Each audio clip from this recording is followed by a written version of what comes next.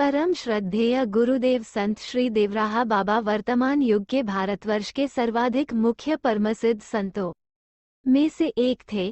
उनके भक्तों, शिष्यों एवं प्रशंसकों के अनुसार बाबाजी कई सौ वर्षों तक इस धराधाम पर विराजमान रहे।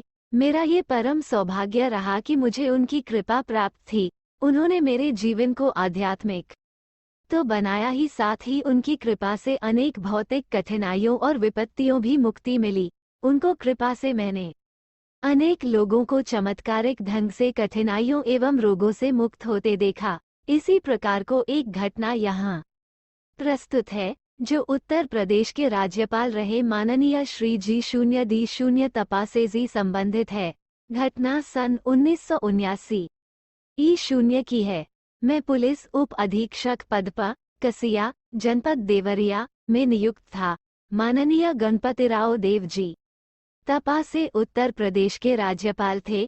पुलिस अधीक्षक प्रभारी जनपद को अनुपस्थिति में देवरिया जनपद का प्रभार मुझे हो संभालना पड़ता था।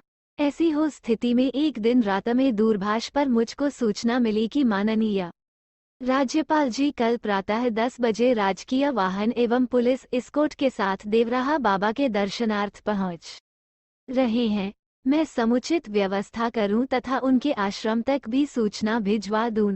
माननीय राज्यपाल जी को निकट से देखने तथा पायलट बनकर बाबा के आश्रम तक ले जाने का मेरे लिए पहला अवसर था। अन्य सुरक्षा कर्मियों को आश्रम की परिध से बाहर रोक मैं उन्हें साथ ले नंगे पैर बाबा के मंच के निकट पहुंचाकर वापस निकलने वाला ही था कि बाबाजी ने मुझको भी रोक लिया। अब मैंने मझोले कद के स्थूलकाय राज्यपाल महोदय को ध्यान से देखा।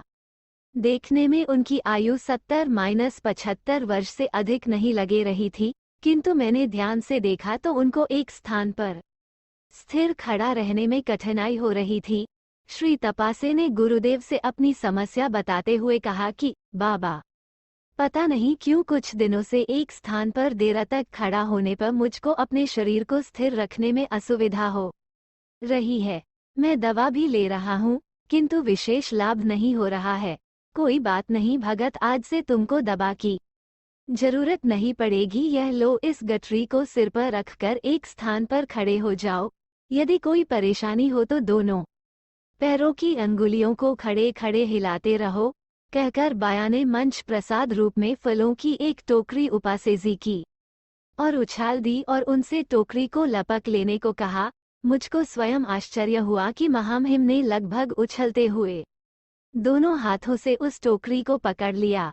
हंसते हुए बाबा कहा, देखा कैसे तुमने प्रसाद की टोकरी को नीचे नहीं गिरने दिया और लपक लिया।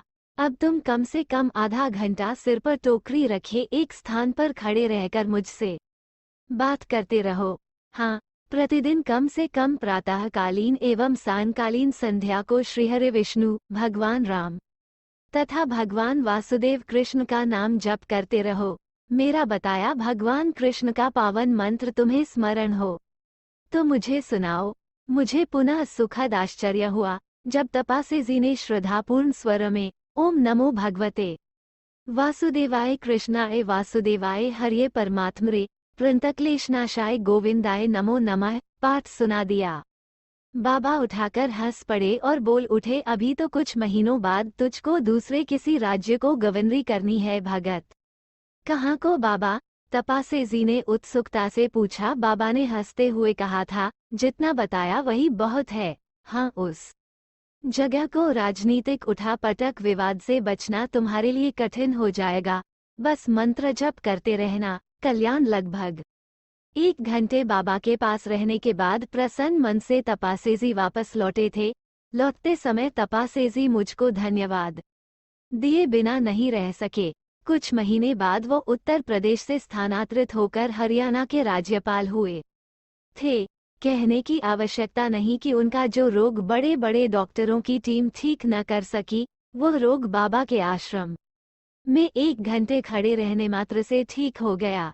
ऐसी थी बाबा की कृपा। यहाँ कथा कल्याण गीता प्रेस गोरखपुर कृपानुभूति से ली गई है, जो कि एक सत्य घटना है।